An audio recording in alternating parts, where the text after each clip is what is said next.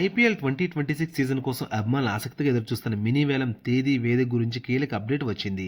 సాధారణంగా డిసెంబర్ నెలలో జరిగే ఈ వేలానికి సంబంధించి అధికారికంగా తేదీలు ఖరారు కానప్పటికీ కీలకమైన నివేదికలు వేలం ఎప్పుడు, ఎక్కడ జరుగుతుందో స్పష్టం చేస్తున్నాయి.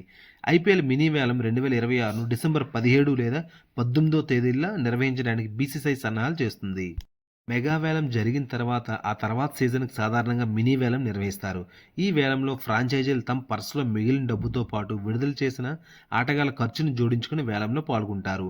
డిసెంబర్ మధ్యలో ఈ ఈవెంట్ నిర్వహించడం అనేది ప్రతి ఏటా జరిగే ప్రక్రియలో భాగమే.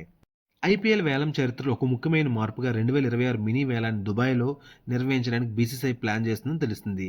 గతంలో కూడా ఐపీఎల్ వేలాన్ని ఒకసారి విదేశంలో నిర్వహించారు. దుబాయ్ అంతర్జాతీయ పర్యాటక కేంద్రం కావడంతో అన్ని ఫ్రాంచైజీల యజమానులు, ముఖ్యంగా విదేశీ యజమానులు, మేనేజ్మెంట్ బృందాలు సులభంగా వేలంలో పాల్గొనేందుకు ఇది అనుకూలమైన వేదిక.